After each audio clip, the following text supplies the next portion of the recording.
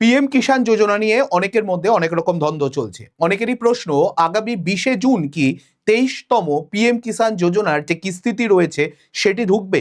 অনেকেরই প্রশ্ন, এখানে কি আমাদের আগের মতোই 2000 টাকা করে ঢুকবে, নাকি 6000-এর পরিবর্তে 9000 ঢুকবে? কোনটা হবে, কারা পাবে, কিভাবে চেক করব আমাদের টাকা ঢুকছে কিনা, বা নতুন অ্যাপ্লিকেশনও বা করা যাবে কিনা, সম্পূর্ণ তথ্য আজকে আমি আপনাদের সঙ্গে শেয়ার করব। ভিডিওটা প্রথম থেকে শেষ পর্যন্ত দেখবেন, তাহলে পুরো জিনিসগুলো আপনাদের কাছে জলের মতো পরিষ্কার হয়ে যাবে। নমস্কার, আমি পলাশ, আপনাদের সবাইকে স্বাগত জানাচ্ছি স্কিল দুনিয়ার এই নতুন ভিডিওতে। সবার প্রথম যেই জিনিসটা বললাম, একদম সত্যি কথা, পিএম কিষাণ যোজনার 23তম কিস্তির টাকা অবশ্যই আগামীকাল অর্থাৎ 20শে জুন আপনাদের অ্যাকাউন্টে ঢুকতে চলেছে। সেই বিষয়ে আজকে আমার আলোচনার মূল বিষয়বস্তুগুলো থাকবে। মূল বিষয়বস্তু আমার এখানে এটাই থাকবে যে কারা এই টাকা পাবে, আপনি এই টাকা পাওয়ার জন্য কতটা এলিজিবল, আপনার অ্যাকাউন্টে ঠিক কত টাকা ঢুকবে এবং কিভাবে সেই জিনিসগুলো আপনি বুঝতে পারবেন। সবার প্রথমে আমি আপনাদেরকে একটু ওয়েবসাইটটা একবার ভিজিট করিয়ে নিই। এটা হচ্ছে pmkisan.gov.in। এটা সম্পূর্ণ সেন্ট্রাল গভর্নমেন্টের একটা প্রজেক্ট এবং ইনিশিয়েটিভ। এটা কিন্তু অবশ্যই আমাদের রাজ্য সরকারের নয়, কেন্দ্র সরকারের তরফ থেকে। কিন্তু একটা মজার বিষয় হয়েছে, সম্ভবত এটা অ্যানাউন্স করার কারণ এইটাই যে বর্তমান সময়ে আমাদের কিন্তু রাজ্য সরকারেও কিন্তু বিজেপি সরকার এসছে, এবং সেখান থেকে এখানে একটা বড় অ্যানাউন্সমেন্টও এসছে, যেটা আপনারা দেখতে পাচ্ছেন। Honorable Prime Minister will release the 23rd installment of the PM Kisan 20th June 20শে জুন 2026 from তারকেশ্বর, হুগলি, ওয়েস্ট বেঙ্গল। এইবারের এই টাকাটা কিন্তু রিলিজ করা হচ্ছে ওয়েস্ট বেঙ্গল, পশ্চিমবঙ্গের তারকেশ্বর জায়গা থেকে, তারকেশ্বর থেকে এটা রিলিজ করা হচ্ছে হুগলি জেলার। এবার এই বিষয়ে আমার আজকের পুরো আলোচনার বিষয়বস্তুটা থাকবে। সবার প্রথমে আপনাদের সঙ্গে শেয়ার করব কিছু বিশেষ তথ্য, যেগুলো হয়তো আপনাদের সবার জেনে রাখাটা খুব দরকারি। কি কি সেই তথ্য? সবার প্রথম তথ্য, এটা স্থান এবং সময়। তারকেশ্বর, হুগলি থেকে এই ফান্ডটাকে রিলিজ করা হচ্ছে, যেটা সময় বিকেল 3:45, দুপুর 3:45 তো আপনি বলতে পারেন। এবং এখানে অর্থ প্রদানের পদ্ধতি কি? অবশ্যই বর্তমান যে কেন্দ্রীয় সরকারের যা যা বেনিফিটগুলো আপনারা পাচ্ছেন বা পাবেন, সবকটাই কিন্তু আপনার ডিবিটির মাধ্যমে, ডাইরেক্ট বেনিফিট ট্রান্সফারের মাধ্যমে আপনার আধার কার্ডের সঙ্গে লিঙ্ক থাকা ব্যাংক অ্যাকাউন্টে ঢুকে যাবে। তাই প্রত্যেক সুবিধার জন্য, প্রত্যেক এইরকম সুবিধার জন্য কিন্তু ডিবিটি লিঙ্ক আপনাদের মাস্ট। যদি আপনাদের এখনো না করা থাকে, আমাদের চ্যানেলে এটার উপরে ভিডিও আছে, আমি আই বাটনে সেই ভিডিওটাও দিয়ে দেবো। আপনারা শান্তি করে সেই জিনিসটা দেখে নিন, পুরো ডিটেলসটা আপনার কাছে ক্লিয়ার হয়ে যাবে। দ্বিতীয় প্রশ্ন, এখানে আপনি কত টাকার সুবিধা পাবেন? এখানে প্রায় 9,44,00,000 কৃষক এর বেনিফিট পাবে। 9,44,00,000 কৃষকের বেনিফিট পাবে, এবং এই বেনিফিটের টাকার পরিমাণ প্রায় 18,880 কোটি টাকা, মানে 18,880 কোটি টাকা। চতুর্থ প্রশ্ন, কত টাকা পাবেন? এখানে আমি কয়েকটা জিনিস একটু ক্লিয়ার করি। সবার প্রথমে, যদি আপনার কোনো বকেয়া টাকা না থাকে, তাহলে আপনার অ্যাকাউন্টে 2000 টাকা ঢুকছে। যদি আপনার একটা কিস্তি বকেয়া থাকে, সেক্ষেত্রে সেই দুটো, একটা বকেয়া কিস্তি আর বর্তমান কিস্তি মিলিয়ে 4000 টাকা ঢুকবে।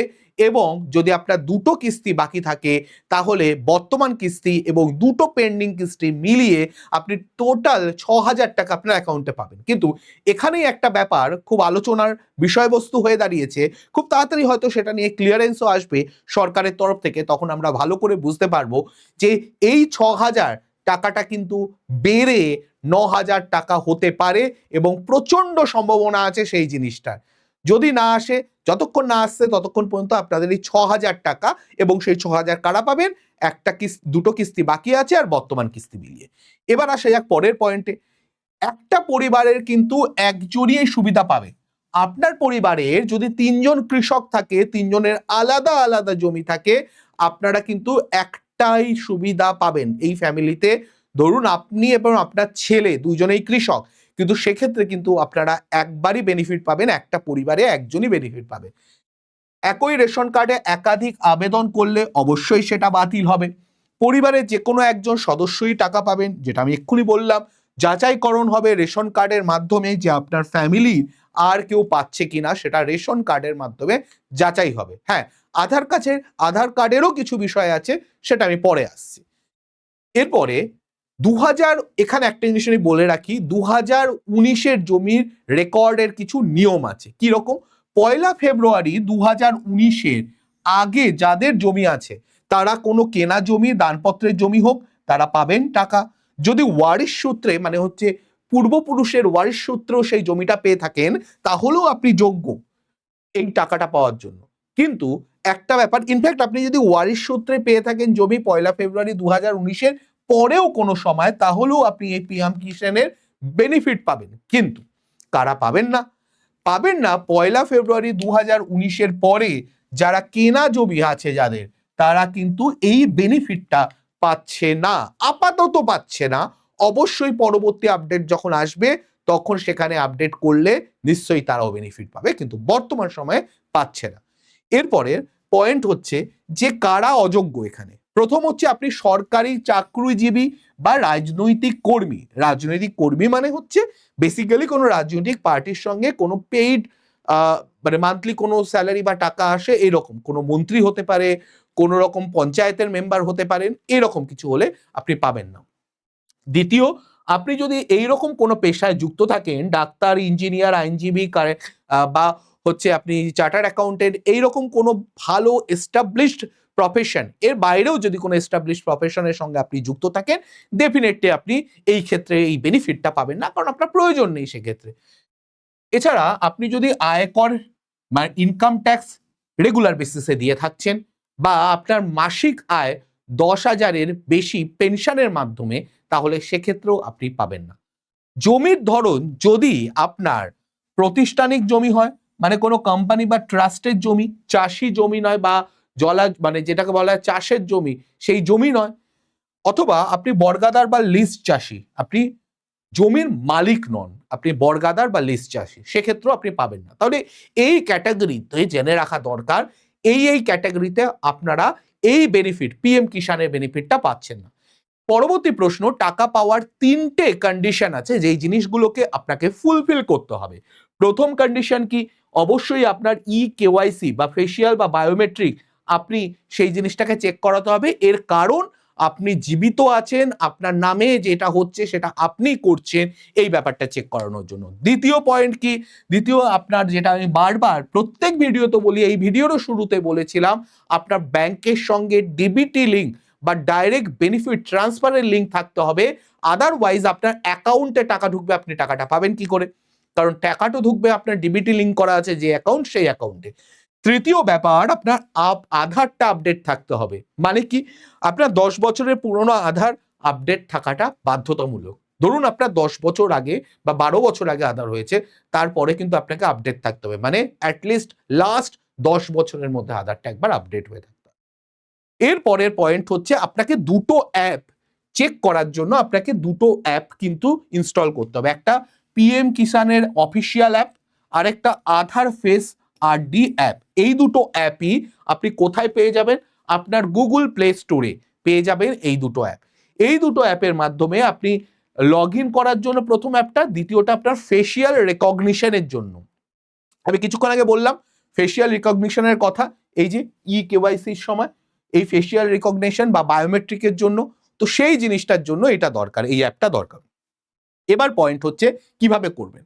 আপনি সবার প্রথমে পিএম কিষাণ অফিসিয়াল অ্যাপটায় লগ ইন করবেন। আপনি মোবাইল থেকে করছেন আমি ধরে নিচ্ছি। সেখানে লগ ইন করার সময় আপনি বেনিফিশিয়ারি অপশানে যাবেন, সিলেক্ট করুন বেনিফিশিয়ারি, তারপরে এখানে আপনার আধার নাম্বার দিয়ে লগ ইন করুন এবং ফেসিয়াল বা কেওয়াইসি লগ ইনে কন্টেন্ট বক্সে ক্লিক করুন। ফেসিয়াল বা কেওয়াইসি এর মাধ্যমে আপনার ফেসিয়াল জিনিসটা চেক হবে। একটা জায়গা আসবে যেখানে আপনার মুখটাকে দেখাতে হবে, ওই বক্সের মধ্যে, ওই সার্কেলের মধ্যে আপনি মুখটাকে এনে আপনি 2-3 বার পলক ঝপকাবেন, মানে এইরকম করবেন, আমি যেরকম করছি এই জিনিসটা করবেন। এবার ক্যামেরার মাধ্যমে যে ভিডিওটা আছে সেটা স্ক্যান হতে থাকবে এবং একটা সময় বুঝতে পারবে যে আপনি জীবিত এবং আপনার সঙ্গে যে আধার কার্ডটা আছে সেটা ঠিকঠাক লিঙ্ক আছে। এবং তারপরে চোখ ব্লিঙ্ক করার পরে সার্কেলে গ্রিন চলে আসবে। গ্রিন চলে আসা মানে আপনার এটা অ্যাক্টিভেট হয়ে গেছে বা চেক হয়ে গেছে, পজিটিভ রেজাল্ট এসছে। এবার আপনি 6 সংখ্যার এমপিন দিন এবং এমপিনে আপনি জেনারেট সাকসেসফুলি মেসেজ আসবে। যেই এমপিনটা দেবেন, এমপিনটা আপনার তরফ থেকে দেবেন আর মনে রাখবেন এমপিনটা কি দিচ্ছেন, এবং এটা দেওয়ার পরে আপনার সাকসেসফুল হবে এবং ড্যাশবোর্ডে ইকেওয়াইসি স্ট্যাটাসে ইয়েস দেখাবে, তার মানে আপনার ইকেওয়াইসি স্ট্যাটাসটা কমপ্লিট হলো। এবার আপনার আধার কার্ডে মানে এনপিএসসি এবং ডিবিটি লিঙ্ক, এখানে কিন্তু আধারের কি কি করতে হবে দেখুন। আধার কার্ডের সঙ্গে এই যে এখানে যেটা পিএম কিষানের টাকা সরাসরি কিন্তু ডিবিটি লিঙ্কের মাধ্যমে আসবে, তার মানে আপনার এটা দরকার। NPCI portal service, national payment corporation of India, আপনার আধার কার্ড ব্যাংকের সঙ্গে এনপিসিআই ম্যাপ করা থাকতে হবে। তার মানে আপনাকে ব্যাংকের ডিটেলস দিতে হচ্ছে না, আপনি যেই মুহূর্তে আধারের ডিটেলস দিচ্ছেন, ব্যাংক বা সরকার চেক করে নিচ্ছে যে ওর সঙ্গে কোন ব্যাংকটা লিঙ্ক আছে, টাকা সেই অ্যাকাউন্টে ঢুকবে। ব্যাংক অ্যাকাউন্ট কিভাবে চেক করবেন? ইউআইডিএআই আধারের ওয়েবসাইটে যান এবং ব্যাংক সিডিং স্ট্যাটাস চেক করুন। ডিবিটি লিঙ্কের জন্য যেই ভিডিওটা আমি বানিয়েছিলাম, সেই ভিডিওর মধ্যে আমি এই জিনিসটাও বলে দিয়েছিলাম কিভাবে চেক করতে হবে কোন ব্যাংক অ্যাকাউন্ট আপনার ওর সঙ্গে অ্যাটাচ আছে, বা কোন ব্যাংক অ্যাকাউন্ট আপনার অ্যাটাচ আছে সেটাকে চেঞ্জ করতে হলেও ওখান থেকে আমি বলে দিয়েছিলাম কিভাবে চেঞ্জ করবেন। আমি আবারও আই বাটনে ওই ডিবিটি লিঙ্কের ভিডিওটা দিয়ে দেবো, আপনারা আরেকবার চেক করে নেবেন। এবার এখানে আপনার স্ট্যাটাস চেক করবেন কি করে? pmkisan.gov.in, যে ওয়েবসাইটটার কথা আমি বলেছিলাম, এই ওয়েবসাইটটা খুলবেন, এটার একটু নিচের দিকে যাবেন, গিয়ে দেখবেন যে নো ইয়োর স্ট্যাটাস বলে এখানে একটা অপশন আছে। এই হচ্ছে নো ইয়োর স্ট্যাটাস, এই অপশনটা আপনি ক্লিক করলেন। ক্লিক করার পরে আপনার রেজিস্ট্রেশন নাম্বারটা এখানে দেবেন এবং এখানে ক্যাপচা যেটা লেখা আছে সেটা এখানে লিখবেন, গেট ওটিপি করবেন। এই যে এটা করলেন, ব্যাস এইটাই মেইন কাজ। এবার আপনার এখানে শুধু 3টে জিনিস চেক করবেন। আপনার ল্যান্ড সিডিংটা এখানে ঠিক আছে কিনা, আধার ব্যাংক সিডিংটা ঠিক আছে কিনা, ইকেওয়াইসি স্ট্যাটাস ঠিক আছে কিনা। ল্যান্ড সিডিংটা আপনার আগে থেকেই ঠিক থাকতে হবে। এই দুটো আমি এক্ষুনি বলে দিলাম কিভাবে করবেন, এটা আমার ভিডিওতেই বলা আছে। তার মানে এই 3টেই যখন ঠিক থাকবে তখন আপনার পেমেন্টের টাকা ঢুকতে থাকবে। পেমেন্ট ডিউ থাকলে বকেয়া টাকা সহ ঢুকবে, যেটা আমি বললাম। আপনার বকেয়া না থাকলে 2000 ঢুকবে, না হলে 4000, অথবা দুটো সিডি দুটো যদি বকেয়া থাকে তাহলে 6000 ঢুকবে। এই হচ্ছে পুরো ব্যাপারটা।